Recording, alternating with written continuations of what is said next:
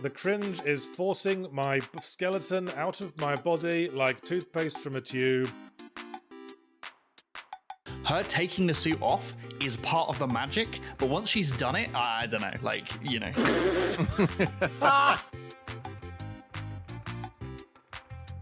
There are accusations out there that I am obsessed with buckets in video games. And those accusations are true.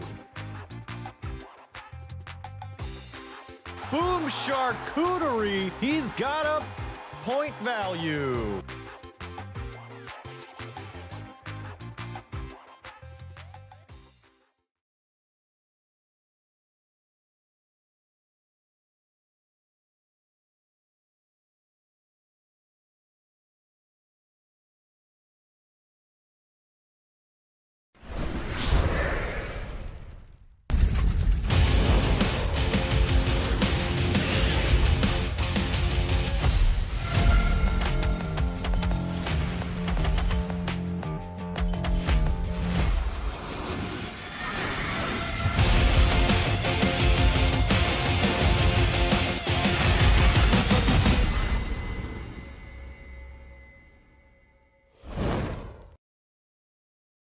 Hello, everyone, and welcome back to Firelink Podcast, episode number 118 for Thursday, July 9th, 2026. Marty Sleeve here, joined by Nick Calandra, Casey Wosu, and producer Eric.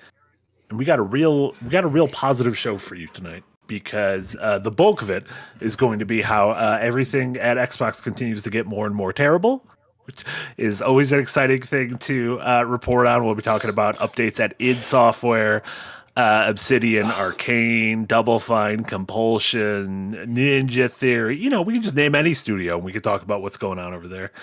But to balance that out, we've been playing games, and I know a couple of us have actually been enjoying the games we've been playing, which is great. So, that's always good. That'll be a nice balance. Casey, how are you doing? Yes, I am doing okay. It's been a week so far. Mm-hmm. I think weather is playing a part. Like, it's been Sure. up and down, but like we've had some rather intense storms lately. Like 4th of July was a big one. Yeah. Where like I was in Connecticut, I was hanging out with family. We were outside getting ready to do like fireworks and stuff when wind just sort of blew the whole canopy that was in the backyard over. It was everyone was like, "Oh shit, clouds That's rolling not good in." at all. Yeah. Then like a huge downpour hit, like just as everyone went inside to try to like block everything in. So we were running out to like grab stuff from the wind because like burgers and pans or whatever was like starting to get blown away. We got everything in the house. Burgers and pans were getting? Oh no! It was that much wind. Burgers go away. It was that much wind. It was like it was literally lifting shit from tables and whatnot. So like we grabbed everything, brought it into the house, and then the rain came down and it was like a lot. And then the power cut. So that was fun. It was kind of an adventure. Yeah. That sounds like Every a once Monday in in Kansas City. Every once in a while, weather gets biblical, and you're like, "This doesn't seem good." It seems like when they talk about bad storms in the Bible, it's like, "Oh, this is one of those bad Bible this storms." This is what they this is what's after this is locusts. Yeah, you definitely know like the world has changed, because I don't remember the last time we just had like a nice calm thunderstorm. Every thunderstorm is like a life or death situation. More and more intense. Yeah. And then that happened literally a couple hours ago here. And like I was trying to pick up my son from camp, and it was another massive rainstorm that flooded like all the roads. So like I was driving around for like an hour and a half to try to find the one path that led to him. So I had to talk to cops, which was not fun. Why did you have to talk to cops? Why'd you have to talk They were blocking the roads. So I'm like, "Hey, how do I get to this camp?" He was like, "All right, you can come through here. Like, I'll let you through this one road." Because the first guy was like, "You got to go all the way around this way." He led me to a road that had gushing water coming through it. So I'm like, I'm not driving my tiny ass fucking car through this. End up underwater. Yeah, like, so I turned around and had to go an entirely different way to try to get to where he said. Yeah. And then there was the cop who was blocking that road. And like, I could have just gotten there if he wasn't blocking the road, because I think I might have passed that way at first. But I'm like, the cop's blocking it. I can't go this way. And I tried every other exit and failed. But I got the boy. He's safe. Do you think that cop knew Leon Kennedy? The only cop exempt from ACAP? I'm going to say yes. I have no evidence to prove this, but I'm going to say yes. I mean, a lot of us know Leon Kennedy. Nick, you know Leon Kennedy? I do. Yeah. He's RFK's son. Did you know that? They don't talk about that in the games, do they? I think he disowned his family. My dad That's had why the he's a fucking, cop. my dad had that Spanish worm in his head. I was gonna say that would explain a lot about RFK having been kicked by Leon. in the Yeah, head a few yeah. times. That would 100% fit in Resident Evil lore. Yeah. Got Can you imagine just hearing his voice in the darkness? I've had to experience that before. It's called the Tyrant, and I don't like fighting him. Nick, everything good with you? Yes, just in the process of continuing to try to sell my home, and it's getting stressful because I move in under a month now. So What if you do a buy one, get things one? by I my buy hand. things at the store if they're buy one, get one. Can you do one that? I, with your you, house? you know, a realtor came in today unexpected, and I was like, if you buy my house, I'll just give you my neighbor's house too. So, take that as you That's will. nice. See, that's the way these things should be handled. Not through laws and logic, but through gut feeling. Well, there's Like Monopoly no deals. regulation for anything, so why not? If an investor There's can no just buy a regulation in house, why can't anything. I? Which we're going to learn quite a bit from in today's show. But before we get to that, thank you so much, Sussy Guru, with a €5 dono. I love thunderstorms and heavy rainstorms. So cozy. I completely agree with you, Sussy. I love a storm. It's like when it starts impacting. If I don't have to go anywhere in a storm, I love it. If the power can go out for 12 hours and it doesn't really impact me too much, I also love that. When it starts impacting interesting. my life and or travels, I don't like it. I like being in a safe place while the world is like going insane around me. If that makes any sense. No, I get that. Yeah, it's like Yeah. you're in like a shelter, and you can that can be comforting in and of itself. Sure. That you're If not. I have to experiencing go the anywhere, chaos. or if like I have to rely on my internet during a thing, not fun whatsoever. Yeah. Cool. Let's jump into the deep end here because there's a lot of moving parts of the story to cover. Obviously, this is all just part of Xbox's I guess what they're calling a reset, or at least that's kind of been how they've been dubbing it. But in their major changes, which we now know will ultimately result in about 3,200 Xbox employees, 3,200 employees losing their job over the next year or so. Some of that is going to be in changes made right now around this time. Some of it will be trickling out throughout the fiscal year. But that includes a lot of stuff, including updates at id Software, Obsidian, Arcane, Double Fine, Compulsion, and all that. Let's, I guess, start with id. That feels like the highest profile piece of this story right now. id Software, obviously, best known for for Doom, and including the modern Doom trilogy. But from all reports, it sounds like they have been quote unquote relegated to a support studio size, with 136 layoffs. A lot of that having to do with id Tech, the actual engine behind Doom. This comes right on the heels of the expansion DLC for Doom: The Dark Ages, which I think released this week, today, Yeah, I think something like that. yesterday. Yeah, right now. Nick, I know you've been playing some of Doom and you've been following the story for Unpack stuff, but the id part of it, what are your immediate thoughts on that? Well, yeah. The reports on like how many people have actually been let go is like conflicting in a bunch of places. Like, sure, that 100% that should be noted. These numbers are not confirmed. Yeah. A lot of this is going to be through speculation, secondhand sources, that kind of stuff. The people that work at id are essentially are saying like the studio has been gutted. Essentially, they're not sure what their future looks like, and they just released, a great DLC that people really like. And one of the things I'm including in the Unpack script for next week is Hugo Martin did like a really passionate like overview video of how proud they were of this. Hugo, for people who don't Sorry, Hugo Martin is the creative director at id Software, and he did a really passionate overview video about this DLC and was like talking about how this is like some of their best work they've ever done. That this DLC is a culmination of the last 30 years of id and in terms of gameplay design for them and everything. And you definitely feel it when you play the DLC. That video also happened to come out on the day of release, and the day before they had gutted the studio, and it's like, gee, way to celebrate your work. And there was an article on GamesBeat about like Marty Stratton, who was the studio head, and having to go on a Teams call on the day of release, basically in tears, talking to the studio about the layoffs. Like what do we like? This unpacked I'm writing, like I'm fucking emotional just writing it because it's like, god damn, that fucking sucks. Like what is the point? I don't get it. They've had a decade of consistent releases, all reviewed well. Doom the Dark Ages didn't sell the greatest, but it had like 2 million something players on Games Pass and sold 1 million copies. That's the numbers that we have. We don't really know how well or bad it really did do. But it's like Xbox as a whole does not have consistent studios, and it is their most consistent studio out of aside from Playground. In terms of the AAA space, I mean, a trilogy of games in 9 years, which includes COVID. Not a whole lot of other people at that teams at that output. Casey, the reports that came from here said that they had obviously the Dark Ages came out last summer. They did the DLC that came out just now. They said they had no full game in production. However, a handful of the ideas they'd been working on were a multiplayer centric Doom game, something not related to John Wick, but tonally similar to John Wick, which might have taken place in like Chicago or Louisiana, and then a project in the Perfect Dark universe. All of those seemingly have been scrapped.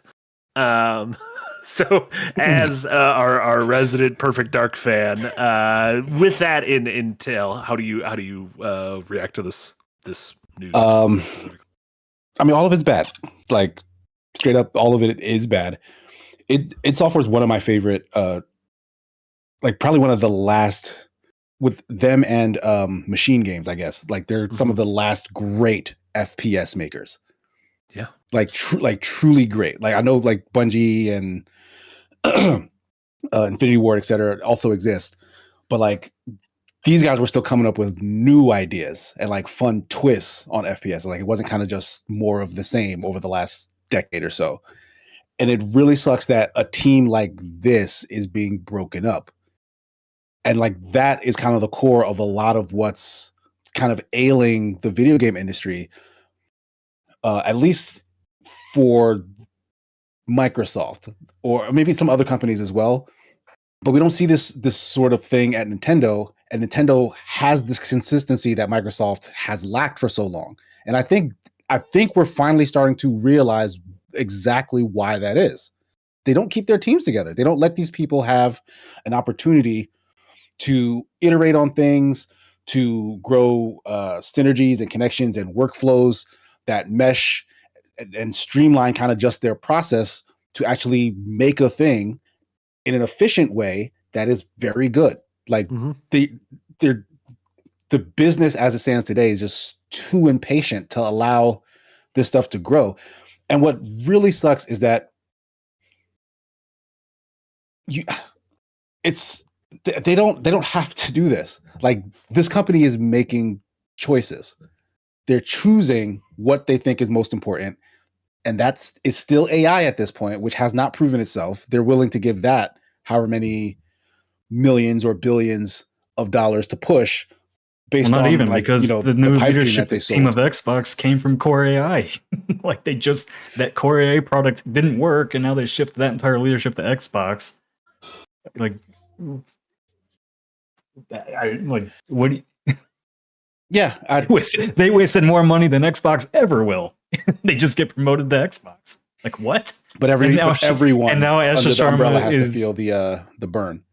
And now Asha Sharma apparently is part of the Federal Reserve for productivity. Like what? Wait, Federal Reserve like She our got- Federal Reserve? Yeah, Like the United States? U.S. Federal. Yeah, she's an advisor on it now for. Let me pull up the headline. Xbox CEO Asha Sharma named as advisor to the U.S. Federal Reserve on jobs and productivity. Stuff's going great.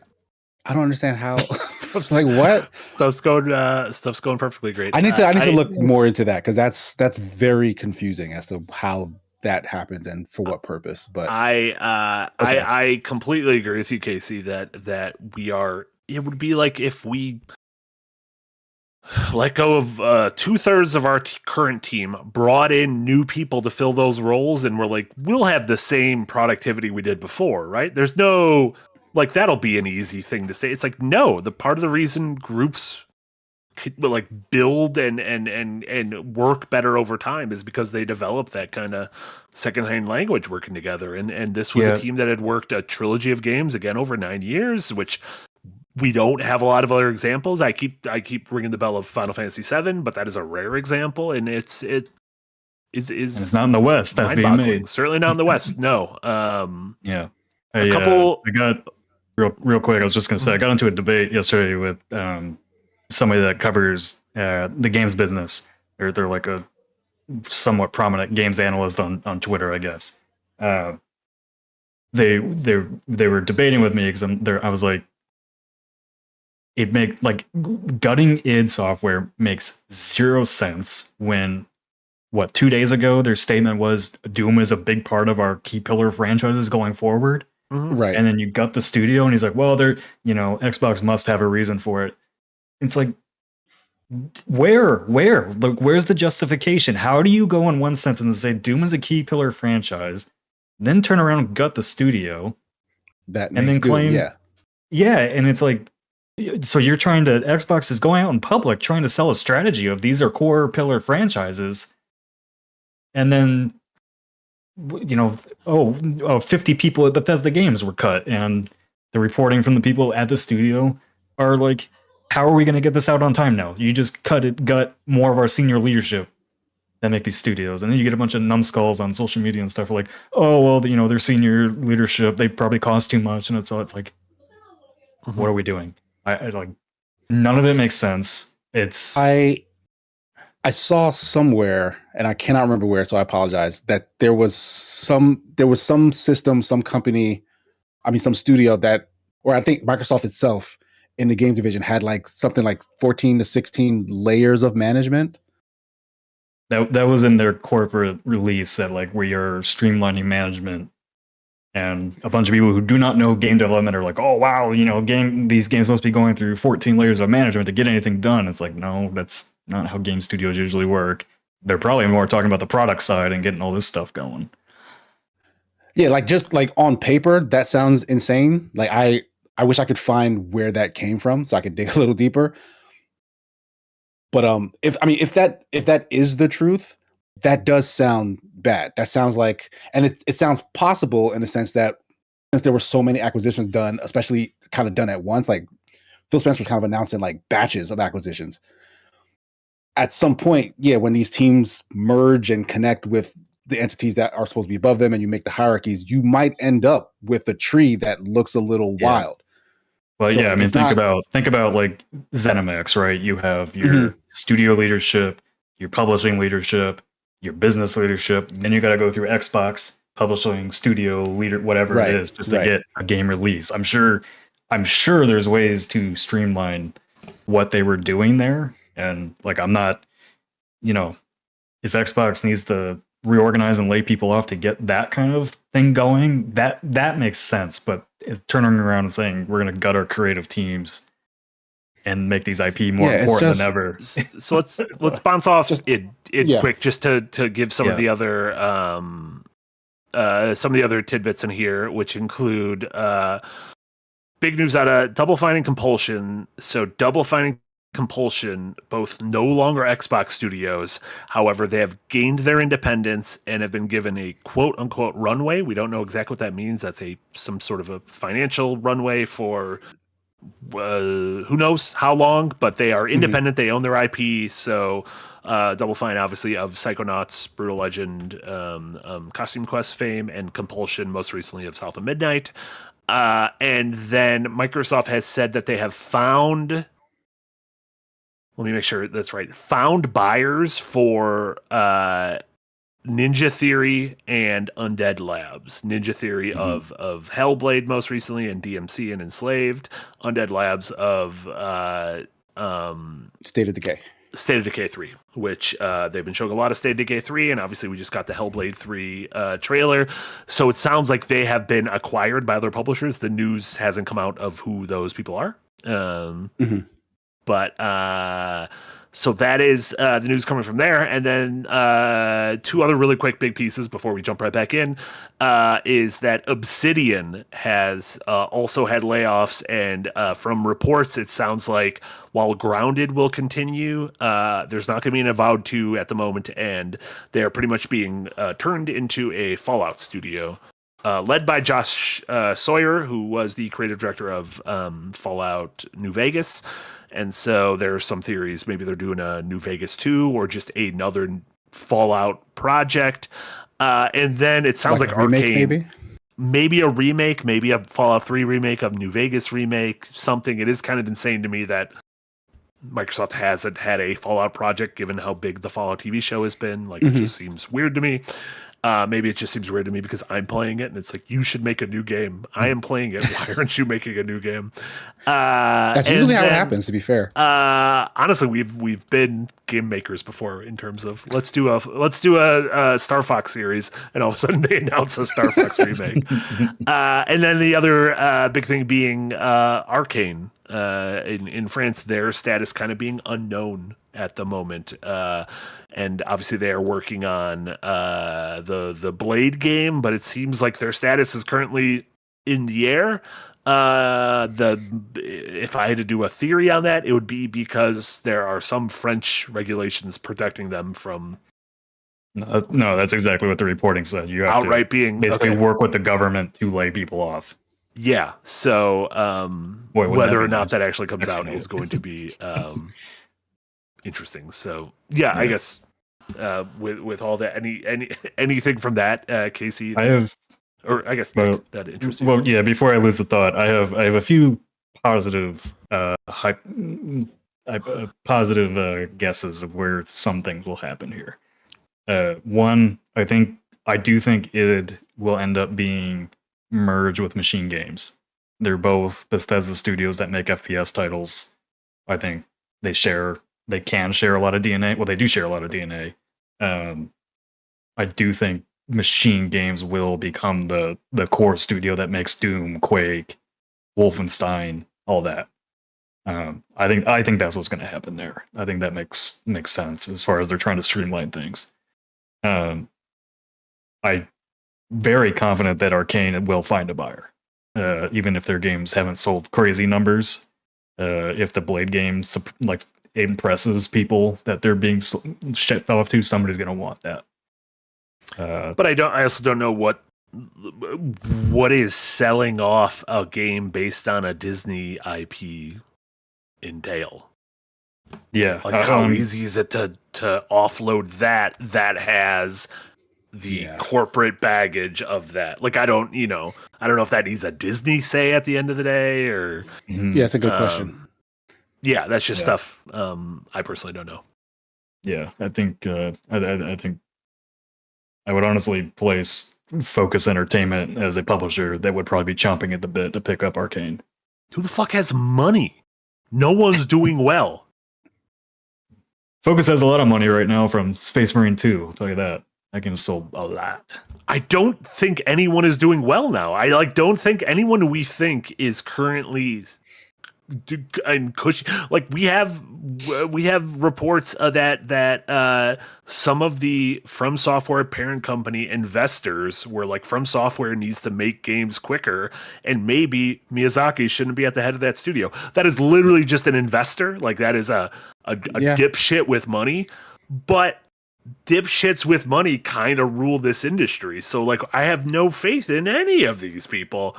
And I don't know if I have faith in anyone being able to, like, get their shit together to gobble this studio up. There's always Saudi Arabia. I feel they'll save us. They don't have their shit together either. They had to sell a bunch of their assets. I mean, I'll say from a positive point of view, one positive point of view, I am glad that Xbox did not just close these studios. Like, I think it's great that Compulsion and Double Fine got their independence, even got their IP back, are getting some runway, and they will live and die on their own terms. That's the best you can hope for.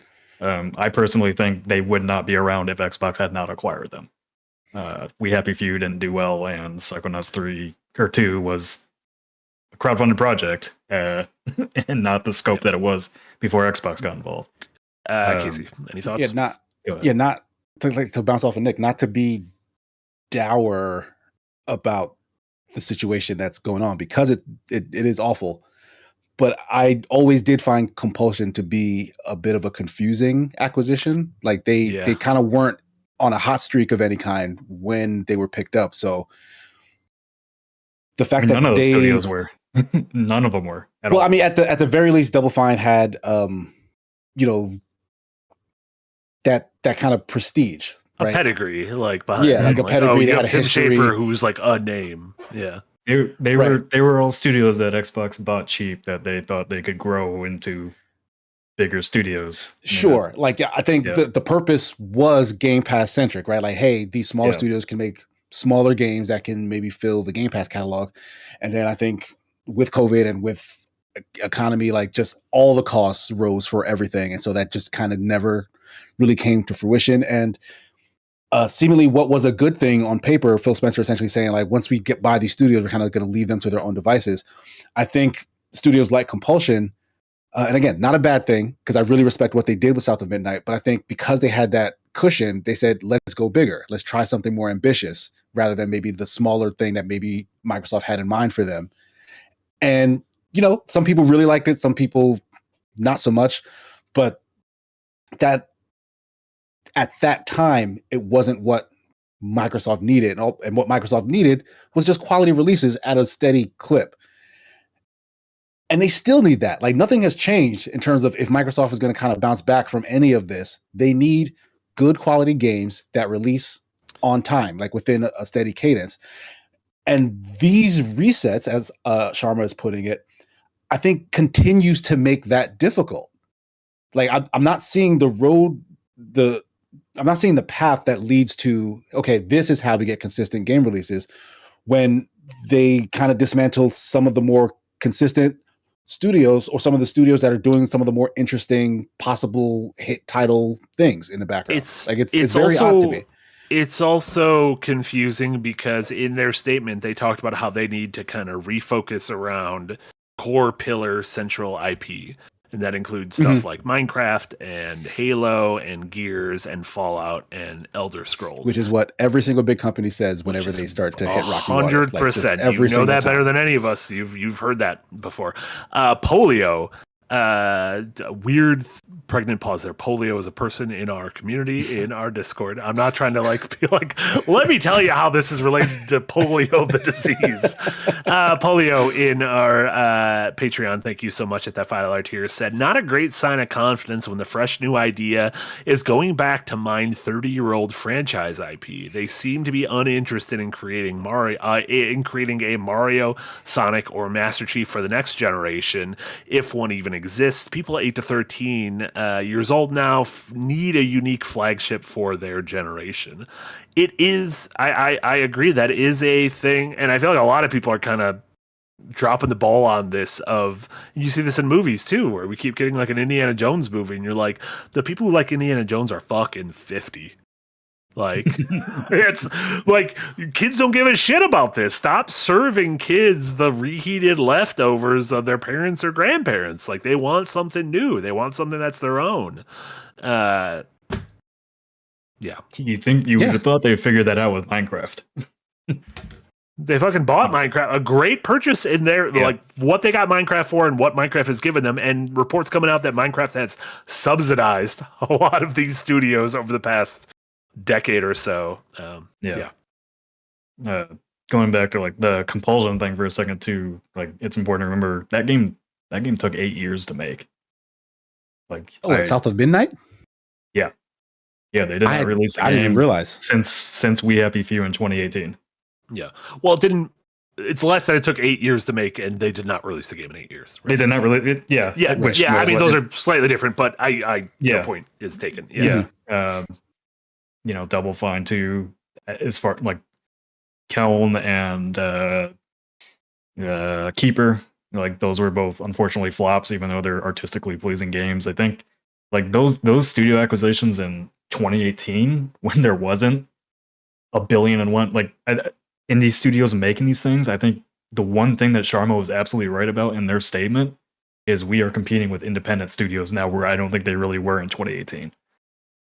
Sure. Yeah, the indie Not in the market same was very different then. Yeah. That was pre-Roblox. That Mhm. was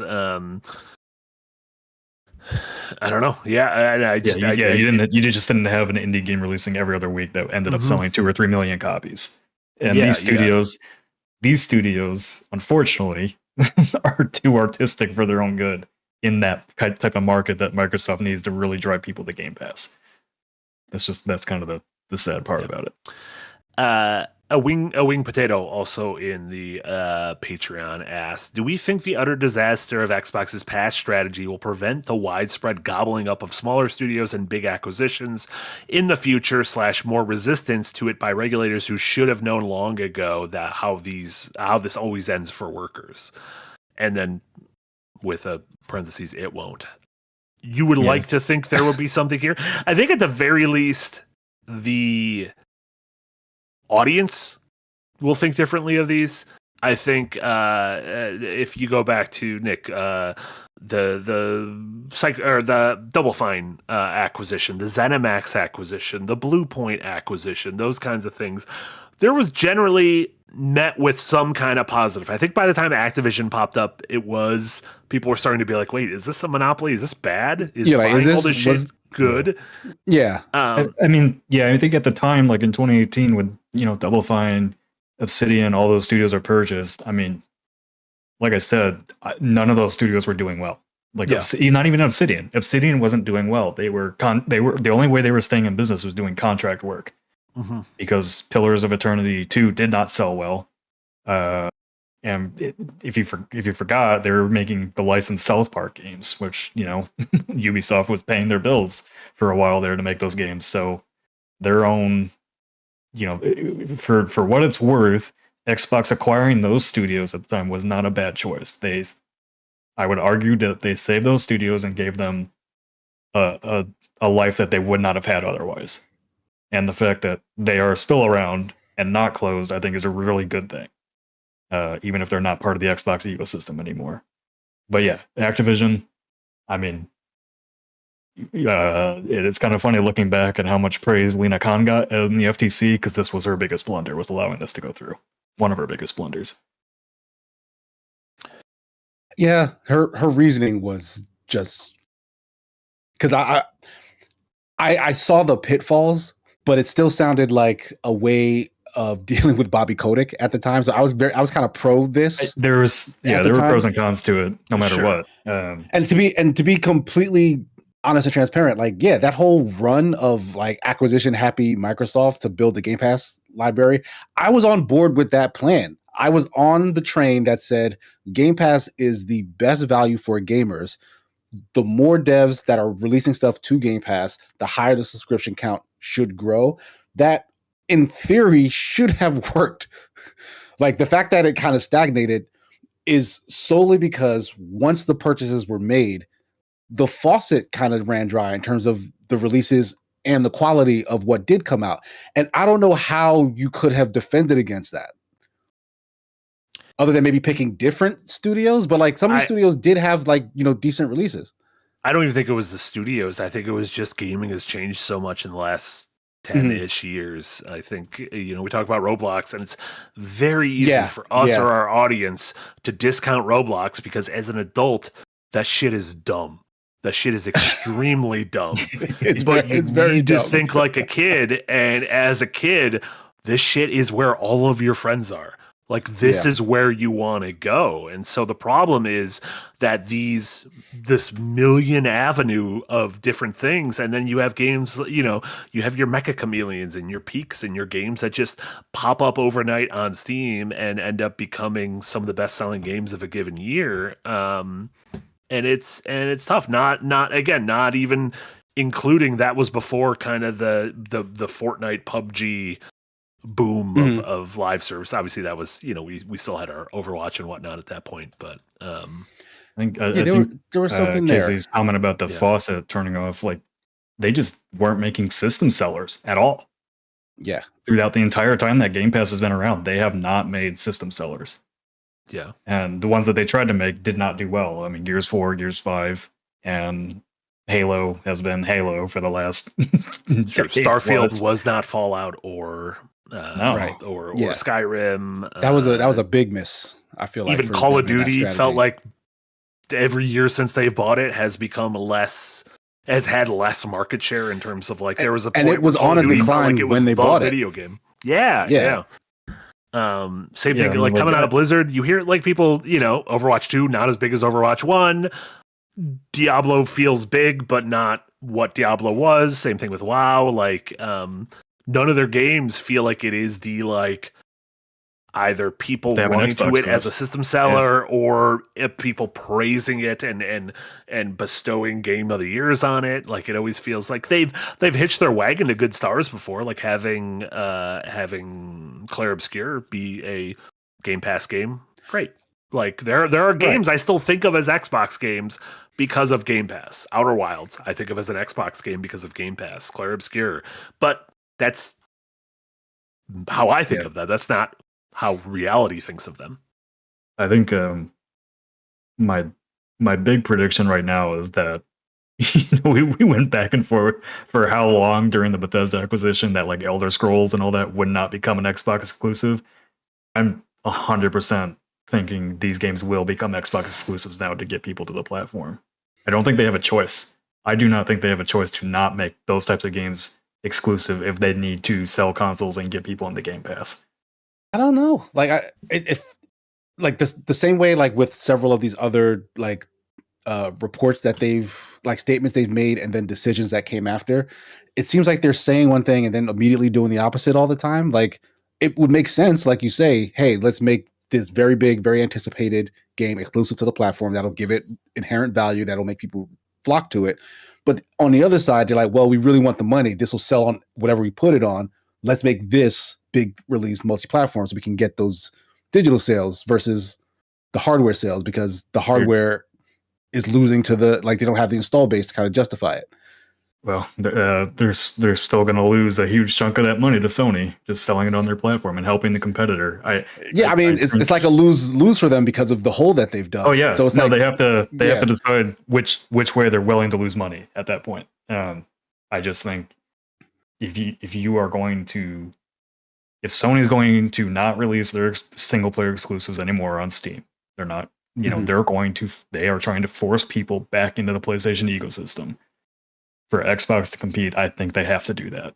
And I'm not advocating for it, to be clear, because somebody in the comments will be like, you fucking asshole, you want Elder Scrolls to be exclusive so I can't play. No, I'm saying, like, if Xbox wants an install base to grow, you have to make things that make people have to buy an Xbox. And right now they have nothing. An Xbox is also like what $150, $200 more expensive than it was when the generation started. So like even if someone does want the thing, like can they even buy it today? Like, it's all a broken it's all broken. But I just don't see. I mean, she mentioned multi-platform as a strategy that did not work in her memo. So that's where I get that. I mean, how long have they been doing that? That's been what, the last 2 years, multi-platform? Yeah. And I guess that's long enough to say, pack it up, we're done here, right? I mean, I imagine the only two games that have sold really, really well from the multi-platform are Forza and Sea of Thieves, and they're both multiplayer, which they said they will continue to make multiplayer games multi-platform. Sure. And Sony also kind of gave into that in terms of like PC stuff. Yeah. For multiplayer stuff. Also, Quantum Break sold 30 million on PlayStation. because people said we yearn for more Quantum Break. Yeah. Are you being serious right now? Yeah, Recore 100 million concurrents. Okay, this is a lie. this can't be real. People said we want more games with our dusty ass desert robots. No, I don't think anyone bought Recore. Either of those games, if I'm being honest. Definitely no one bought Quantum Break. I keep forgetting that's part of the Alan Wake universe. That is in the Remedy universe, yeah. Yeah. What do you think about that prediction, Marty? I'm curious. You're quiet during all that. Wait, which one? Elder Scrolls and Fallout and all that will become Xbox exclusives. You mean also still coming to PC? Yeah. PC and Xbox only, not PlayStation. Sure. Yeah, it feels more likely now than it was before. I don't know their math between the number we would sell on PlayStation versus the number they think they can bring on over to Xbox. But it does feel like at this point, if you need to move hardware, you need to not put it on other people's hardware. Yeah, I just feel like they don't have a choice. Yeah. Or at that point, yeah. If that's going to be like a marquee release on like this Helix thing, then for sure, yeah, I would agree that I think that is going to be their plan. Yeah, because they want to push that like at launch.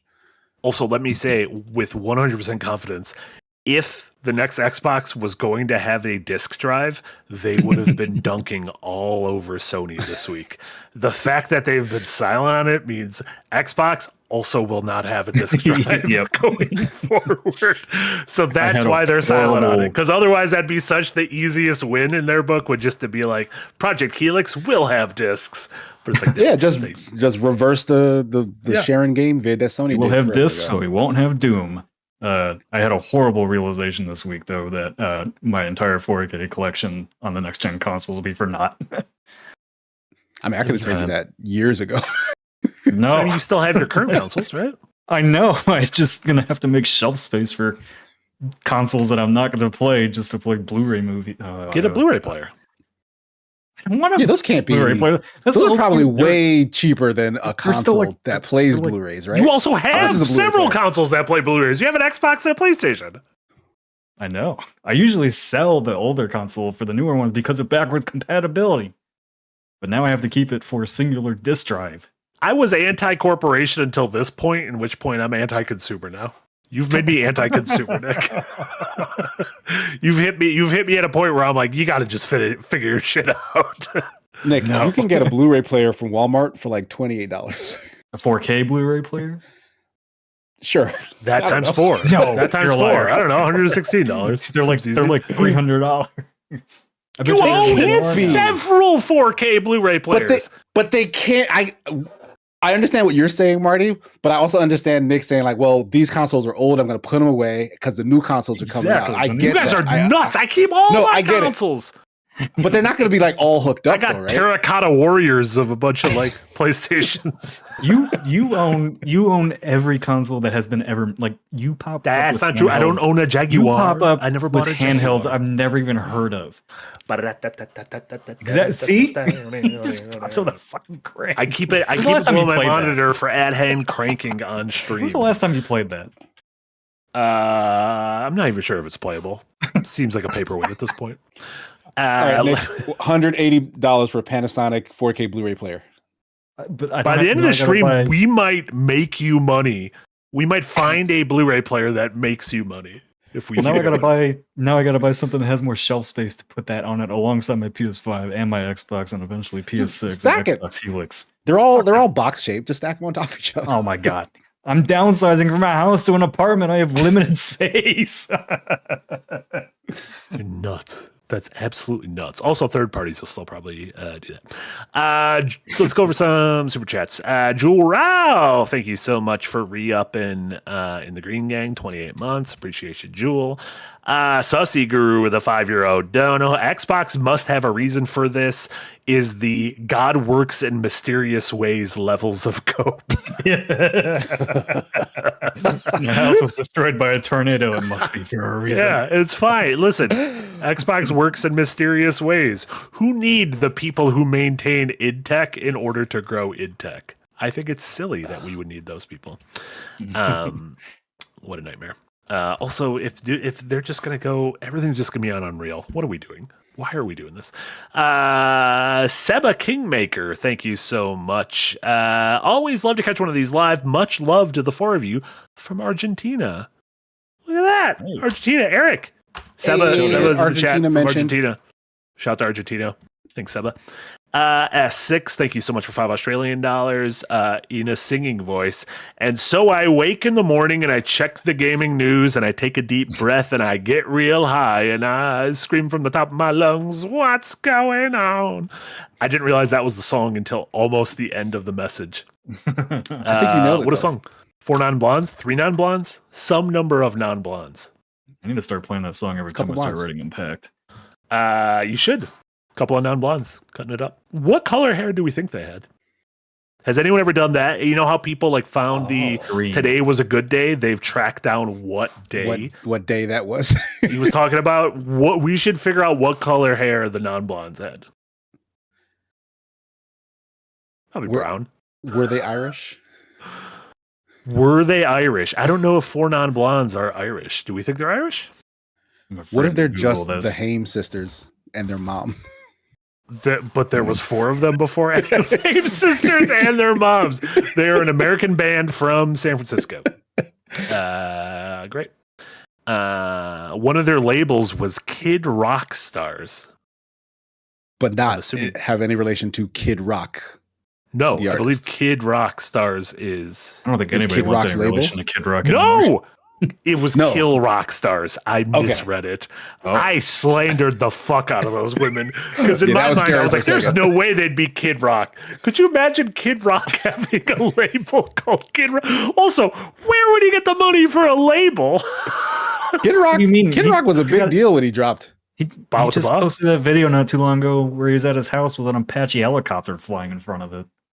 That is true. If you got enough money for an Apache helicopter to visit you, you got enough money to sign the 4 non-blondes. Yeah. You're like a narco-terrorist. or you're a narco-terrorist. Like Kid Rock makes so much sense now. One of the two. Mopman, thank you so much for the $5 dono. Ironically, Xbox buying all these studios didn't turn out badly because the monopolistic practices. It turned out badly because Xbox sucks. Well, I think there's enough blame to go around. I think both of those could be true. And then Mopman follows it up with Xbox feels incentivized to push the next generation of consoles to try and recover from how badly the series has done this generation. They need games to do it. That's a whole set. What do we do? Like none of these consoles have felt like, all right, you guys have done it. You've given us the generation's worth of games. Both of them, it's kind of like they go into these board meetings and guys, what do we need? We don't need physical. We don't need any physical copies. We need subscription services. We need this. We need that. Somebody comes into the room and goes, guys, I have the fucking solution. We need video games. I think we forgot about the games. I think we forgot. We said this before. The issue is it's all the bottom line. They go into the room. They say, what saves us money?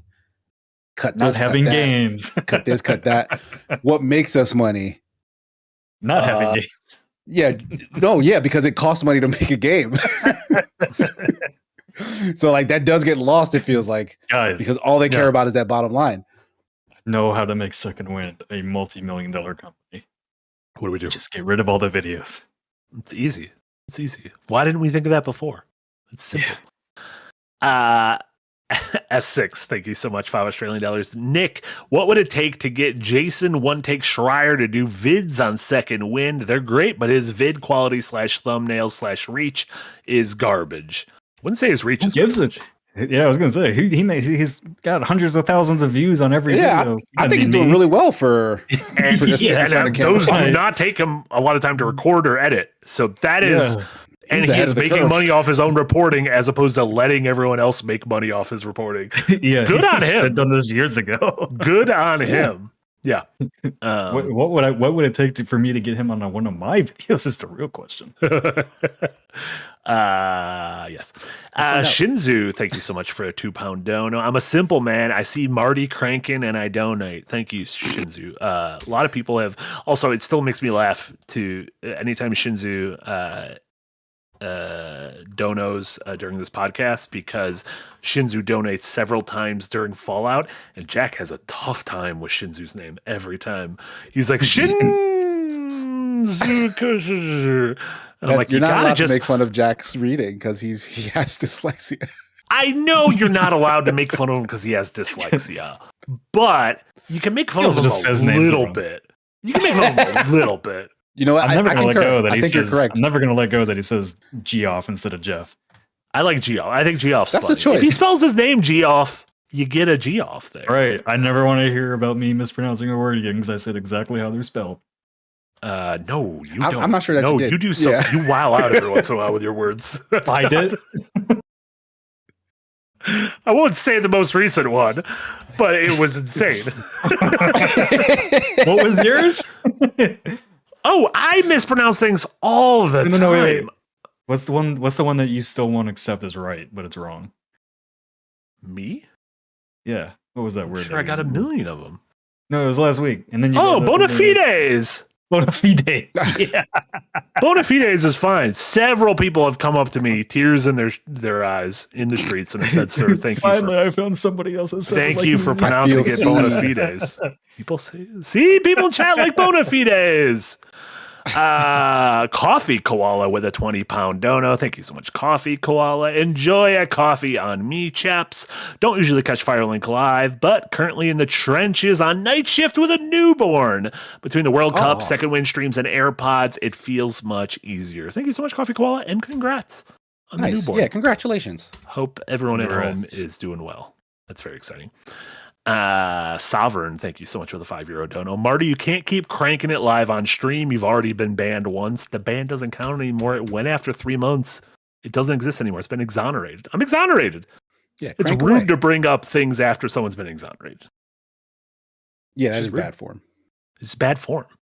Murray, thank you so much, $5 Canadian. I'm with Marty. RCA 4-to-1 input switch to RCA to HDMI output, so I could still keep my PS2 and GameCube into TV with my PS5. Also, there's 4 non-blondes. There you go. We've got that sounds very complicated. How many non-blondes there are, but how many blondes are there in that world? Think about that. I'm glad I was. I may be younger than both of you, but I'm glad I was born during the time when I was still able to use RCA cables and plug them into those splitters where I could just flip a switch and it would go to the right input. Yeah, I had one of those. I had one of those with like 4 or 5 different things that I plugged in. Mm-hmm. Nice. Yeah. But switches are better now. Like you can put just HDMI cables in a thing and then you press a button. I tried with an HDMI splitter. It didn't want to work. Yeah, sometimes they suck, but you just got to get a better splitter. The RCA works. You just got to get a better splitter. I'm sorry. Also, I don't want to alarm you guys. Joffrey in my mouth. Bona fides is actually correct pronunciation. I'm just telling you guys. I'm bestowing the gift of bona fides onto you all. Imagine how smart you're going to be at your next dinner party, at your next soiree, at your next bat mitzvah, when you say bona fides. So somebody. I don't think I've ever said that word candy. in a sentence on purpose. You're missing out. It's a candy? What? What? Who said it's candy? Look at Eric's thing. There's a bona fide candy. Oh, yeah. Oh, Nick, now you're saying bona fide? Oh, look what's happening there. That's what it's called. The Bona Boys, back at it again. Mendule, Fungus Finder, thank you so much for a $2 dono. So glad I'm a PC guy. Consoles sound like trouble. Shut up, Fungus Finder. Yeah, all this talk over all these years, Marty, about consoles being better than PC. We're absolutely still right. There's so many. I saw folks in the Discord complaining how it's impossible to run Fallout 3 in New Vegas on modern hardware. And I was like, fucking running great for me on Xbox. And they're like, I meant personal computers. And I'm like, oh, okay. Well, fucking enjoy your tax machine, it's not nerd. fucking working. Enjoy. And then King Dad, thank you so much for also, I didn't mean to call anyone a nerd. It's fine, whatever you play on. I understand there's all also like nerds. economic differences. Like some countries, this shit's probably crazy expensive, so I don't mean to do that. King Dad, thank you so much, $5 dono. I heard a bona fides on an unrelated podcast earlier today. You know what? Because it's spreading. It's spreading. Oh my god. Spreading like an STD. I just started watching good. 20 COVID days. already. I just started All over watching again. 20 years later last night. It's COVID, but Just good. started. It's the zombie disease, but good. It's fine. It's zombies, but good. Bona fide. It's bona fide is a zombie, but good. Let's jump over to what we've been playing and watching. So we got a lot of stuff here. I want to start off with Black Flag because Nick, you've got some time. You've put some time into the Black Flag Resync, which is the Assassin's Creed Black Flag a remake that just came out. How you feeling about it? Oh my god, Assassin's Creed used to be good. That's how I feel about it. So you're enjoying the remake? I am enjoying the remake. Black Flag came out in 2013, which would have been the year I started college. So I remember playing it in my college dorm room and loving it.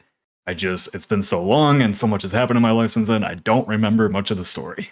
So, yeah, I'm having a great time with it. Interestingly, I reinstalled Assassin's Creed Shadows to play it kind of alongside Black Flag Resynced because I just wanted to see how the series has really been watered down over the years. Because, oh my god, loading up Black Flag, and first of all, having characters that look like characters and not plastic character toys is great. Having Are you saying good voice Shadows acting looks like that? Yes, Shadows look like plastic action figures, and they look weird, and they bother me all the time. They're Really? like, yes, Black Flag Resync like actually uses motion capture in all of the Assassin's Creed RPG games. Like they use like whatever talking head RPG animation that a lot of RPGs use, and they just stand there. They don't interact. It's ugly. It's been ugly since Origins, and it has never gotten better. But the resynced, like their character models are the best that Ubisoft has looked in a long time. And the gameplay is interestingly I really like. It's going to be divisive. I think there's people that love the RPG style combat. There's people that love the Arkham style combat from the originals. What I love about this is that it's almost a mix of the two. So you have more control over how you fight, like you do in the current RPG games with light and heavy attacks. You can kick people out from under them. You can use different weapons quickly to kind of switch between things. But then it has kind of the combo break system that the old Assassin's Creed games have, where if you parry an opponent, they're immediately open to a takedown, and you can immediately like one-shot them, and it's great. It's like for me, it's a perfect mix of the two, where it feels like enough modern, but closer to the older games, which I ended up preferring over time because the bullet, or I guess the slash spongy enemies of the most recent games has been utterly awful, and I hate it so much. I thought you liked Odyssey like a lot. No, I did not like Odyssey a lot. I liked Valhalla a lot. Valhalla, sorry. Yeah, it's still like, as far as Assassin's Creed games go, I did not like it as Assassin's Creed game. I just like the Viking fantasy that it delivered. I'll say that much. But with Resync, like just having a main character with a personality again, and a story with scripted missions and a path to follow, and not just this massive checklist of people to go kill in all these repeatable castles and similar locations with no reason to kill them other than the gate. You're on a revenge tour. It's just so much better. Like, and I'm really glad to see on Steam, like, I don't know what it is right now, but earlier today was like 70,000 concurrent players, which means this is selling very well out of the gate, which is no surprise, really. But I really hope that this is where Assassin's Creed goes in the future, where we get back to some more linear storytelling with Assassins versus Templars and good cutscenes and interesting side characters and all that. Because my God, like it's just night and day difference immediately from starting the game of where Assassin's Creed has ended up.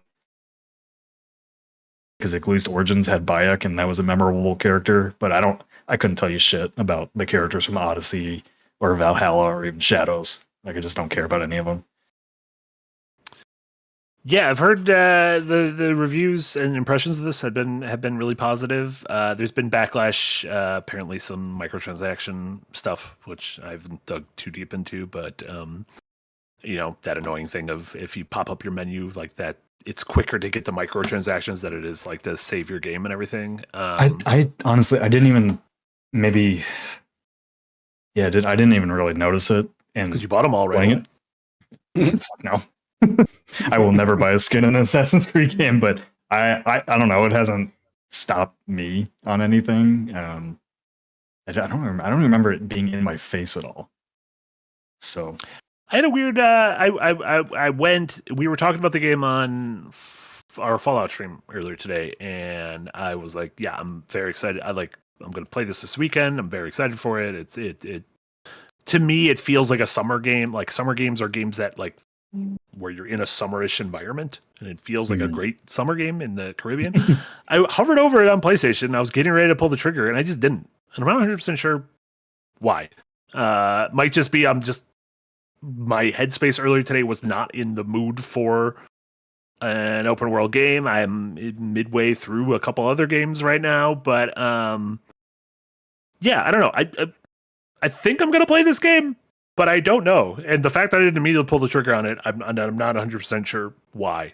Maybe it is just a remake of it makes it slightly less shiny to me, but yeah. Yeah, I mean, there's definitely, like, I'm not itching to run back and play it over, like Doom: The Dark Age Revelations or anything right now, but I don't know. As someone, like, I loved the Assassin's Creed series growing up, like up until I think Syndicate. I really loved the series, and I Origins was cool for the time because it was really fresh and new for Assassin's Creed, but over time it's gotten more and more and more checklisty.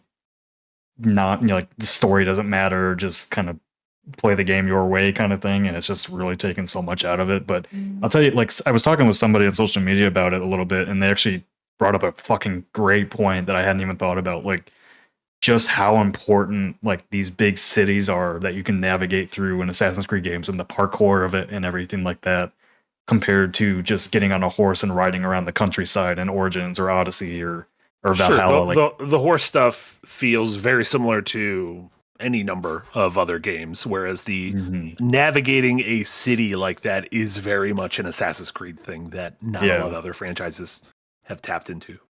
Well, and that's the thing. Like when I'm playing the more recent RPG titles, I just don't feel like I'm playing an Assassin's Creed game anymore. And this like immediately brought me back into like, oh man, this is what I loved about the series. I love like these interesting characters with these historical storylines that kind of tied together, and they made it mesh well with like the Templar versus Assassins in interesting ways and all that. But just having a charismatic character again is like one of the best parts. Yeah. And it reminded me, like, Ubisoft over the years made tons of charismatic characters that like are to this day like important characters in gaming lexicon. And when's the last time they did that? And it's because of like just all these massive shallow open world games where you just rinse and repeat everything over and over again with no story or anything. It just this game feels so much like harkening back to a time where I cared about what Ubisoft made. Rayman's fat friend. That was the last one they had. That large blue man with the big mouth. What's his name? Okay, so you know Rayman's fat friend's name? Gobo? Gabo? Globo. Yeah. Globo! Wow, I was close. I said Gabo. Pronounce. I like that guy. Somebody asked about Mirage because Mirage was kind of a back to the basics for Assassin's Creed. I hated the combat in that game. I did not like that, and also the writing was terrible immediately. Yeah, like it just nope. Did not like Mirage at all. That's because you reached for it and there was nothing there. Just dissipated into smoke. Yeah, think about the bona fide. You found the bona fide. We got to really quick go through these super chats because Sussy Guru, thank you so much, €5, said, how do you pronounce urinal? And Trick question. I pronounced it incorrectly there. It's urinal. No, I don't know what the gotcha is here with urinal. We pronounce it urinal, right? That's the only way I've ever heard it. Urinal. Urinal. Great. Yeah. I don't know. I feel like we're about to get got. I feel like this is a sting operation. I feel like Chris Hansen's going to somehow come out and be like, hello there. Do you know why you're here? Why have you pronounced urinal that way? But then Joffrey and Monmouth, thank you so much, said to expand bona fides do not equal bona fides. The former is the actual phrase, bona fides. The latter, bona fides, a commercialized version with altered pronunciation for marketing. So everyone who made fun of me, you're all just commercial sheep. You're just fucking pigs to the slop as opposed to a free thinker like me. I think you just believe whatever you hear that tells you you're right. Yeah, what's the purpose of marketing changing the pronunciation of that word? Why are you guys fighting against the truth? Why are you fighting against the truth? All right, Ben Shapiro. Nothing is true. Everything's permitted. Oh no, nothing's true. Everything is true. Fuck. The Assassin's Creed, the famous Assassin's Creed line. He just broke it. He broke his Ubisoft thing. No, I can't. Everything is true. Nothing is true. Everything is true. We're allowed to say the Assassin's Creed slogan. We're fine. Are you gonna keep playing, Nick? Yeah. It's a comforting game to play right now. Yeah, and hopefully a sign of the quality to come out of a reformed Ubisoft.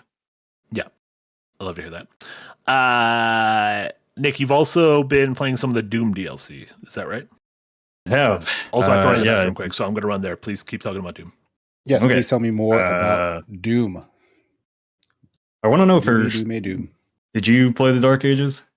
I did play the Dark Ages. I did fall off of it because I found did not like very boring. Yeah, it was not hitting me at all. And that was because you wanted more of the movement and skill-based systems that Eternal had. Yes, exactly. Boy, howdy, am I glad to tell you. I said a Jessica Lange quote. I don't like that. You will love this DLC. The spear adds in basically eternal movement mechanics with even more skill-based gameplay involved. And basically you can decide to play as a tank or you can decide to play as like a really agile bruiser. And it's like based on the weapon you're holding? Yes, it's based on the shield. So you still have that. Okay, so the shield keeps you on the ground like the tank, but then you can swap to the spear, which then allows you. Okay, yep. I do like that. And I remember one of your big criticisms, and I think mine too, of the Dark Ages was like they removed a lot of the fun platforming that Eternal had. Mm-hmm. Yeah, and lots of flat ground. This brings big open all spaces. That back. Yeah, this brings all that back, where you are mix matching the shield and the spear to do different platforming challenges together, and it's really fun. Yeah, I've been seeing I've had the Steam page open earlier in the afternoon and just had the videos on loop. Like it looks so freaking fun the way you're just darting all over the place, there's literally grappling things and like swinging around them like Spider-Man and shit. Yeah, I hadn't really watched the trailers because I didn't want to spoil myself. There is a skill for the spear where you basically throw it into the guy, and then if you hold LB, you just swing around them in circles and can just shoot them. It's great. Yeah, that looks really fun. It's fucking stupid, but it's fucking awesome too. I think it sounds like exactly what I was missing from Eternal, because the basic kit of the shield stuff works. It's just what you're doing with it gets very stale. Like you said, like it's lots of flat ground. They also made it a lot easier. Like I turned up the difficulty as well in order to try and quell that when I was playing, but it still was like, I feel like I'm not feeling like a pushback properly. Yeah. I don't think I died at all playing the Dark Ages campaign on normal difficulty. On normal, I have died quite a few times. Like it felt fake, much difficulty. Yeah, it's much faster. Like you would just die quicker, but like you weren't, like it didn't feel skill based. Like this looks exactly like what I want out of. This is what I was hoping to get out of the other. What was that? Abyss? Something Abyss? Oh, Luna Abyss. Lunar Abyss. Yeah, I was hoping to get something close to that from that game, but that game is also kind of simplified in terms of like, I have abilities and I'm doing some bullet hell-esque running and gunning in first person. I was really just waiting for this. It sounds like so. I want to jump into this as soon as I can. Yeah, I would. If you did not drive with the base gameplay of the Dark Ages, like this fixes all of those problems. Nice. So yeah, looking forward to this. Again, really, really sucks that they just gutted the team after making this because like this, like I think word of mouth is gonna make this like really, really shine. Like I'm buying it right after this podcast. Anything else, Nick? Anything else you've been watching? No, just still catching up on a bunch of movies that I missed. I think I've been watching a bunch of horror movies that I missed, so I caught up on Evil Dead Rise. Gross. Very gross. Just in time for a new Evil Dead movie, which is apparently even grosser. Yep. I think the cheese grater is very fun. I like using a cheese grater against someone's skin. I think it's fun. It's a fun thing to do with a cheese grater. Usually not where it belongs. Yeah, I also watched the Lee Cronin's The Mummy, which just came out on I think HBO. You can watch it on there. Not to be confused with Lee Cronin's The Overdead. You got a big Lee Cronin week. Yeah. Lee B. Cronin. Lee B. Cronin.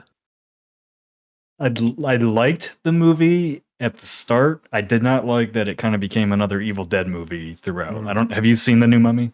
I have, yeah. I've seen it. Feels very much like Evil Dead Rise. Yeah, it was almost like plot points were almost like exactly the same. Yeah. I wasn't a big fan of that. Also, the toenail scene, fucking never. I will never watch this movie again because of that scene. Oh my fucking god, that's disgusting. I also think one of the joys do of not a put Mummy up anything movie, on screen about that. I will kick you out one of of this the Discord. joys of a Mummy movie is being in Egypt. And if you're not, if I'm not going to be in Egypt, just in a basic ass just house, a haunted girl. Dumb. I've dated plenty of haunted girls. I don't need to watch a whole movie about haunted girls. Yeah, and she starts talking shit like Evil Dead and everything. I was like, yeah, you really just wanted to make an Evil Dead movie. Which, but the body horror in this one that was something else. Like, oh fuck, no cheese graters though. I'm excited. This new Evil Dead movie is apparently I would have taken the cheese grater 3, 4, 5 times over some of the stuff that's in the Mummy. You need it that many times to get enough cheese.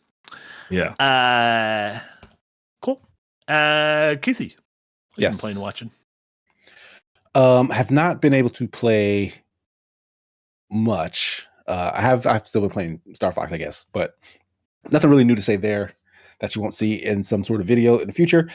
But I did watch another Japanese action martial arts movie that I believe shares a lineage with the fight choreographer from The Furious, which I've still not seen. But I'm just basically building up a rapport of just stuff that guy is connected to or involved in before I get a chance to go see that movie. So I watched a film called A Janitor. A Janitor. A Janitor. Very, very simple. Not no janitor. Premise. A Janitor. Yeah, A Janitor. Very, very simple premise. I won't go into it too much, but essentially this guy is not actually a janitor. He's a bodyguard, and the person who he's protecting comes under fire. So he's in a school. The person is a teenage girl, and a bunch of hitmen descend on the school to try and get her. And so he basically has to defend her within that school grounds. Premise is really fun, but the movie is not great. I'll be honest. The action is actually not bad, but after watching Ghost Killer, for whatever reason, I was kind of on a high in terms of the plot. It was a good setup. Ghost Killer had a really fun story, the way that played out on top of his action. So I was expecting something similar from this, but I did not get that. All the characters are disturbingly dim. It almost felt and all the characters are bad people. There's no good people in it, except for maybe the girl who's being protected, but even she's kind of a bit of a brat. But the people who are descending, the Yakuza members, the hitmen, the mercenaries or whatever, it seemed as though they were characterizing each group with different sorts of mental illnesses. The way they would speak to each other and the decisions they would make, it felt off-putting in a way where something's wrong with this guy, and I'm not sure what it is. But everyone was a different version of that, and I don't know what they were trying to say by characterizing all of these criminals in that way. but it was like it didn't help in terms of like the story that they were trying to tell. Outside of that, I thought his ending was really poor. Like it kind of just stops. Like the movie is going, things are happening. You know, your hero is like going through this gauntlet. He's taking people out. He's having to deal with people who he like sort of put to the side earlier. So like those situations are resolving, but the history of that guy is a big portion of the story. Like why he's in the position he's in was a thing that they were revealing over time. And then like when the movie ends, it feels like, wait, there was something happening here that you just never went back to it. Mm-hmm. And so like it was just ultimately unsatisfying as a whole because of that. Like I did like the action, but like there were too many other things that were like detracting from that. That kind of made it I'd probably pass if I mean you can probably watch it if you want. Like, but one thing that is interesting is a pair of assassins who feature in this movie are actually the baby assassins from the other trilogy of movies that I was intending to watch. So they actually feature in this movie. And I had to double check because I'm like, these seem like this is a reference to the thing that I know exists in this universe or from this creator or whatever. And then I went to check, like, yes, it's the same two girls who just feature in this. So I don't know if it's cameo or whatever, but it makes me, I now have to go watch their trilogy of movies to make sense of what happens with them. You really just need to watch The Furious. I feel like I can't yet. I'm not allowed to go watch it yet. I don't have the time and I can't take my child. So you don't need to. Okay. It's on, you should not. you can rent it now. Oh yeah, it did just come to, but I don't want to pay the in-home price. Oh, you don't want a digital? Oh, wait, isn't it like $20? Same as like a theater. No, a theater is like $12, $13. Like with tax, maybe like $15. Okay, maybe so like $5. $5. I'm about to buy Doom after this. You think I'm just made of money? But yeah, that's pretty much it. Other than that, I've been watching kind of all iterations of Avatar: The Last Airbender because I finally jumped into the second season of the live action show. Oh yeah, which has gotten kind of reviews, right? Yeah, I was seeing clips from it, and honestly, the clips weren't selling me on it. And I did like the first season, even though it doesn't stand on its own. Like a lot of what makes it good is the fact that it's kind of just aping the animated series, and animated series does it better. So it's almost like, why are we bothering to do this? But season 2, so far, I'm only like maybe 3-4 episodes in.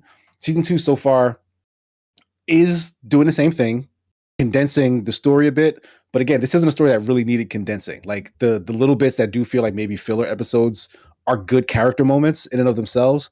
And you're seeing how they're trying to skip and speed up these sorts of arcs for the characters as the season gets going. So like stuff is happening a lot snappier. And it's like, yes, this did happen in the show, but a lot of the lead up as to why this happened is kind of being lost in translation. So I don't know if it's got like when you get to the payoffs that I know that they're heading towards, I'm wondering if they're going to hit as hard as they would for someone who doesn't kind of know all of the steps that it took to get there. It is following like the same beats as the live. Yeah, like, exactly. It's the same like beats. as accurate as One Piece's live action has been. Yeah. Like definitely, like there are some liberties being taken for the sake of pace, but nothing that completely like rewrites what's going on or like the plot that you expect. Yeah. But again, like there is some good like special effects with the bending and whatnot. Like not all of the sequences have been great, but there are ones that are good and great. I like the kid actors so far, even though they're actually older than what the kids in the show are at that time. They are nailing like the cadence and the sound and the behaviors of the characters. They just sound older. So like, I'm kind of fine with that. Like it matches that. It's not like they're trying to act like they're younger. You know what I mean? Sure. Yeah. So like, it's still the same characters at the very least. But it really made me want to watch the animated series. So I just started doing that. So I just went back and started watching the animated series at the same time because it's so good. It's so fucking good. And on that note, the freaking trailer just dropped for the Aang movie finally. And I know some folks have already seen the whole thing, but the actual trailer dropped and that looks phenomenal. That is the animated kind of sequel movie to what's Aang up to as an adult. Yeah, it's Team Avatar. They're all young adults. Like they're all pretty grown. The trailer showed that they met some sort of hidden airbender who was like spared from, the massacre or whatever. I'm not sure what he's doing there, but more airbenders is always fun. That concept is fun when they reintroduce it in Korra, like, oh, we have new airbenders. So I don't know. Everything they showed in the trailer looks phenomenal, like in terms of animation quality and like fight choreography and stuff. Like it looks like they're going really big in terms of like production. So like I can't wait to see that. I hope it's good story wise because I hope it does well financially because we need more Avatar, please. We need more. We need specifically more animated Avatar. The TV show is fine. Focus on the animation. Like this is where it's at. I feel like you saying we need more Avatar is a monkey's paw moment, and suddenly James Cameron is like, I'm on it. I got you, Casey. It seemed like the steam was running out of that one. Yeah. How big of a franchise like is Avatar? I don't know. Like I'm not sure it's actually that big, but it has such a fervent fan base that I think it's something the people like Nickelodeon and Paramount want to capitalize on. And for whatever reason, they keep like stumbling as they try to do so. So I mean, this movie is it partly because like the original writers and all that aren't involved in a lot of this stuff? No, they tend to show up for all these things. Oh. In fact, the TV animation show, to live action is tough. I think we're seeing like, and they were involved in that, and at some point before it released, they dropped out. So like, I don't know what happened. Like they wanted to help this move along, but I'm not sure what the blockages are that keep having them kind of say, okay, well, this isn't what we want to do. It's funny because animation to live action now kind of feels like where comic book movies were 20, 30 years ago. And where video game movies were like 10, 15 years ago of like, every once in a while we get something good, but man, a majority of the time y'all just don't seem to kind of understand it. And, you have the Cowboy Bebop show, you had the Dragon Ball Z movie, you have Avatar. Obviously these are mixes of animated to live action, but it feels like the One Piece adaptation has been like the big thing that's really broken out and like actually created new fans. Like I literally made me a fan, and now, 350 episodes in. Which, by the way, where are you now? I've been saying for like the last couple of weeks. Jesus, what if they did something spooky? All of a sudden, I got. Oh, you're in for a treat. That place is spooky. It's a whole spooky place. Not one of my favorite arcs, but a lot of people do like it because of the spookies. Listen, I'm very thrilled that this place is spooky. Nick, what do you I feel exhausted thinking about watching a 10-episode series and you're 350 episodes into a show. You just got to it's just one in front of the other. It's just one episode in front of the other, and all of a sudden you're like, how many games did I just order off eBay? Old Wii and PS3 One Piece games. It's like fine. Pringles. Like you get through half the can and you realize I should have done that. It'd be rude not to finish off the rest of the can. Absolutely. Anything else, Casey? No, that's pretty much it, I think. Heck yeah. I haven't had too much on my plate. However, we got a couple of Patreon comments relating to things I have been doing, including Andrew White Winner. Thank you so much in the Patreon. Said, hey, you Pikachu had an amazing run at GDQ. Didn't even know that the game existed.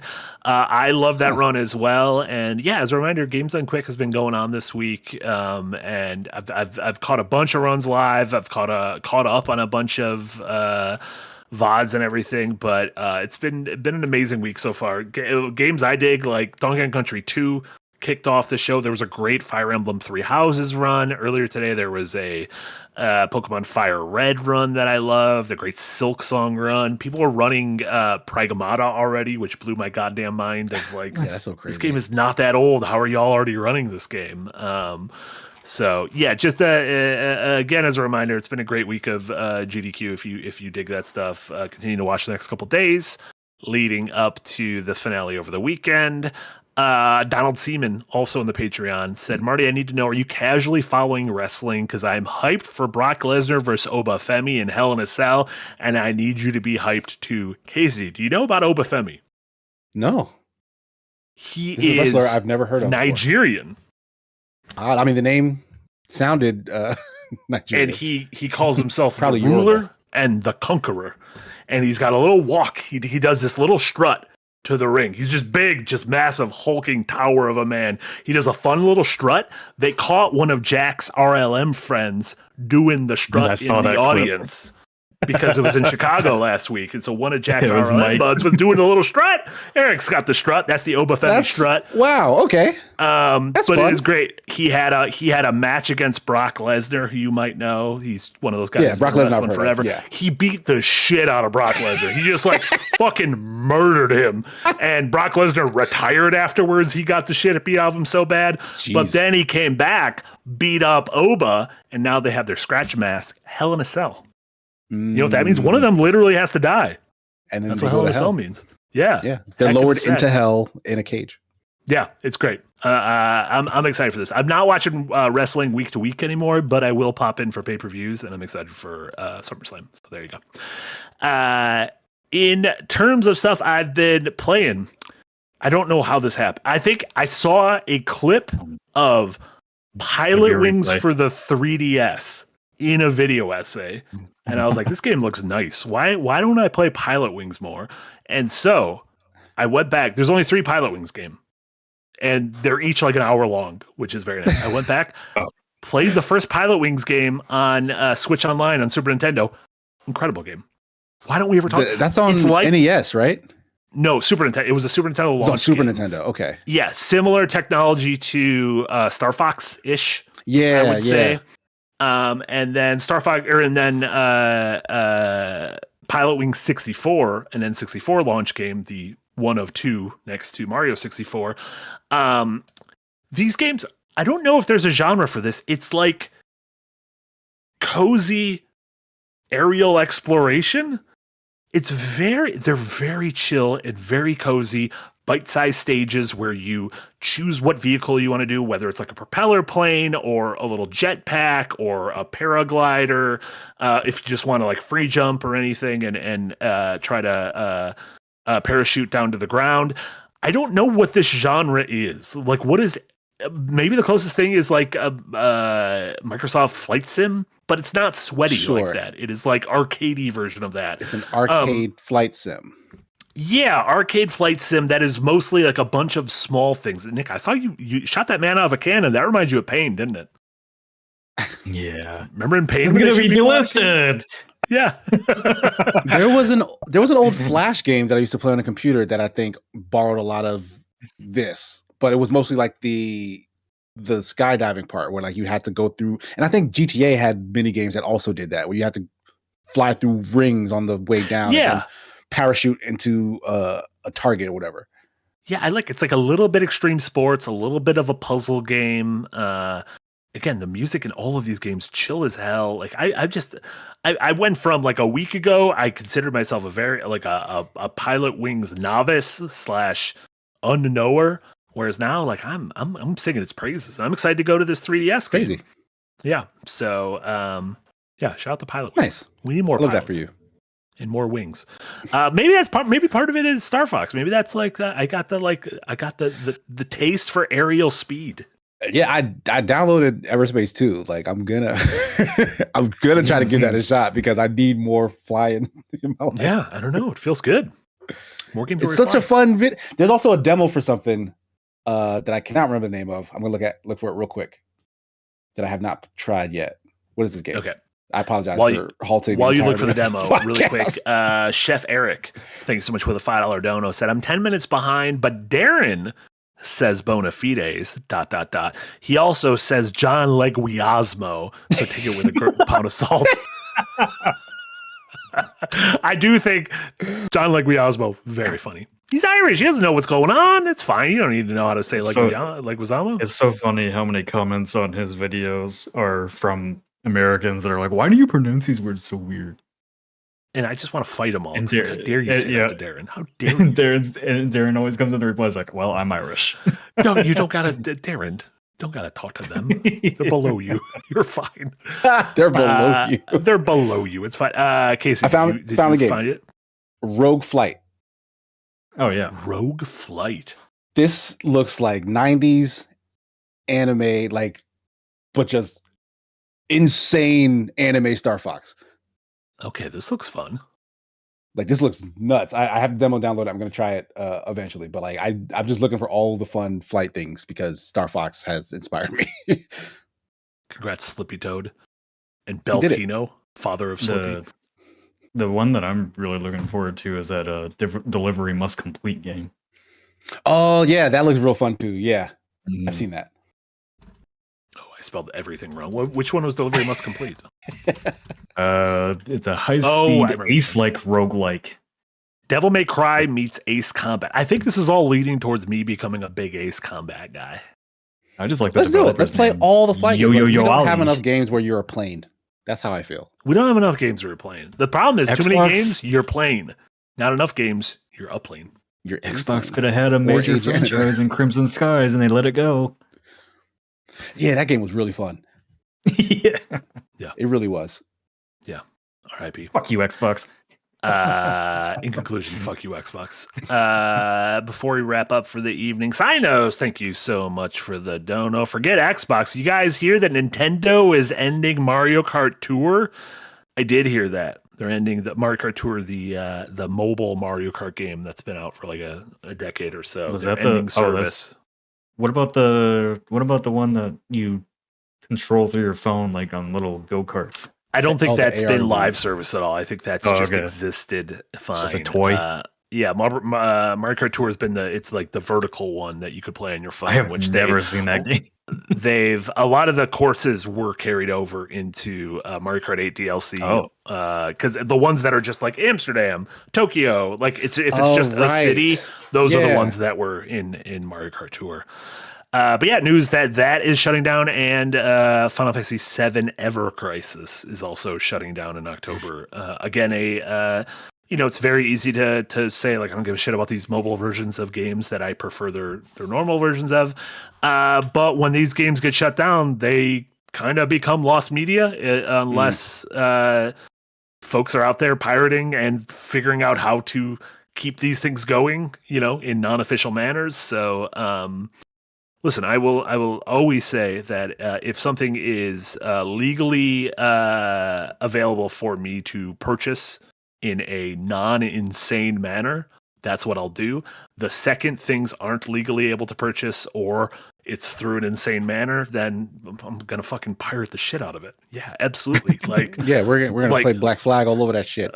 We're gonna Ken away all over the place. You kidding me? I'm gonna get sea shanties up the wazoo. Jono Slow-Mo in chat says, since we were on the topic of flight sims, since Marty didn't buy Assassin's Creed Resync, he can instead buy a flight stick and become a super virtual pilot. Yes, good news for you is that Sony has sent out a flight stick to die to avoid the physical... Flight stick or fight stick? I think it was a flight stick. I thought it was a fight stick. I didn't even hear this story. It's okay. Yeah, I think I know what you're talking about. Twitter post back. Yeah, it was because they did the post. Looks like a flight thing. Oh, it is flight. Okay, I saw it for a second. I was just like, I don't know. I assume it's a fight.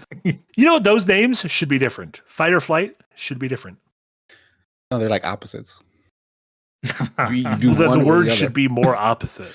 You flip the controller upside down, and then you have the fight version. I just like that they sent out this fight stick to be mauled. There you go. Incredible. Everything's fine. Nothing's weird. Nothing's terrible. Wait, no, it is a fight stick. Yeah, I don't even know if I'm right anymore. We've said the word so many times. I don't know what side I was on. I might have been on Team Flight Stick. It's a bona fide stick.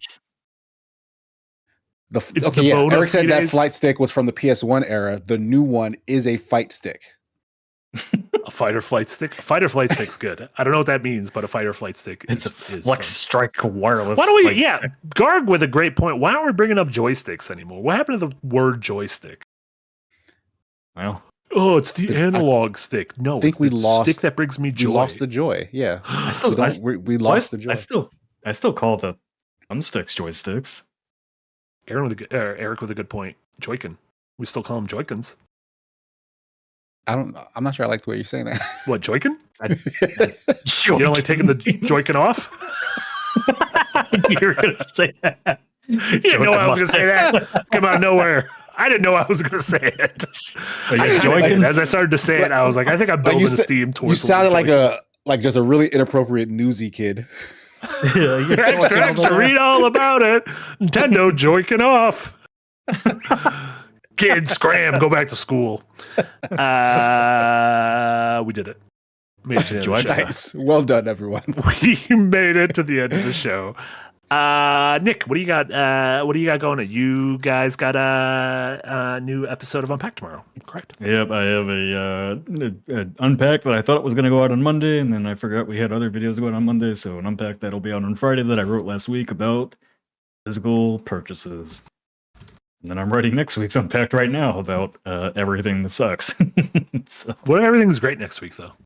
It better be. If Viva Pinata 3 gets announced next week, it's all good. Mitch McConnell actually called me for 20 minutes and told me about it.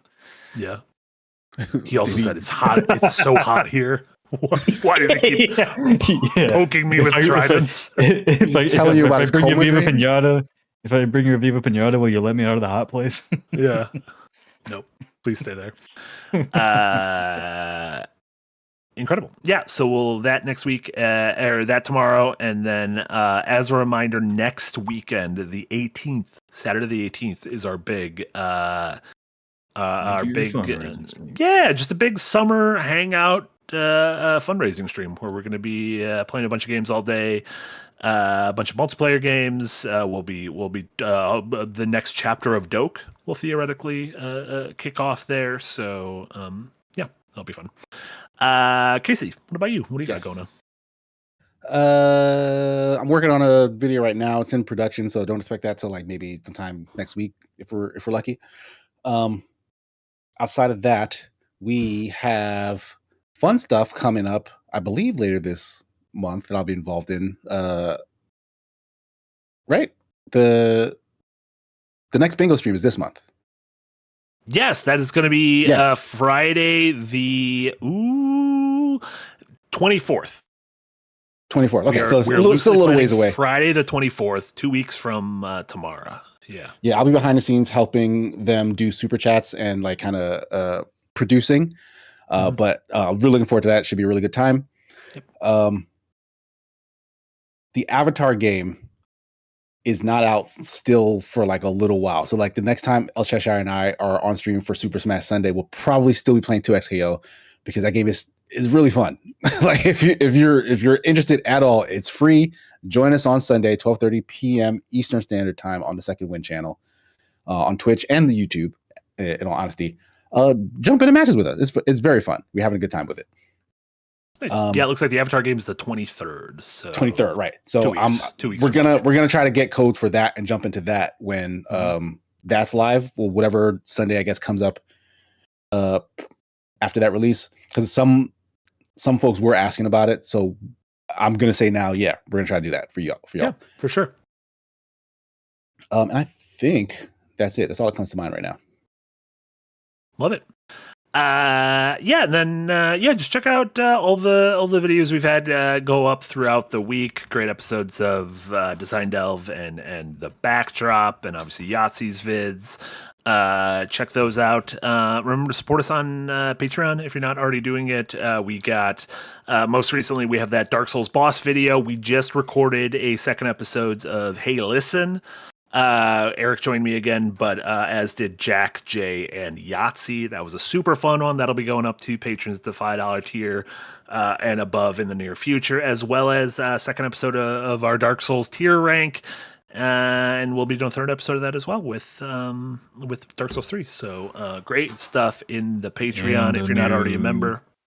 Yahtzee lore video coming and a new Clueless commentator coming too.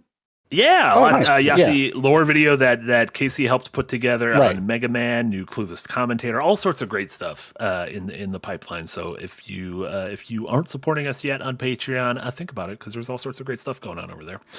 And Cheshire, thank you so much. Re-upping in the Green Gang. Fight me in 2XKO. Ooh, Nick as a duo. I fucked that up. Is it 2XKO and not 2KXO? 2XKO. Yeah, it's a terrible name, but yeah, it's 2X. 2 times knockout.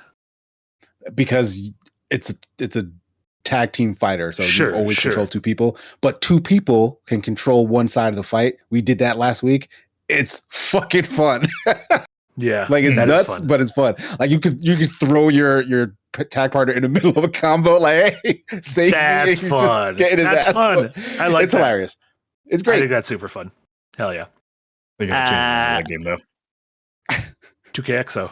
But yeah, that'll do it for us today. Thank you all so much to everyone watching live in YouTube, anyone watching the VOD, listening on your podcast service of choice. Shout out to Reddit as usual. Obviously, Casey and I, kings of Reddit.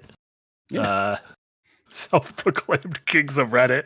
But yeah, thank you all so much. That's gonna do it for us. Firelink episode number 118.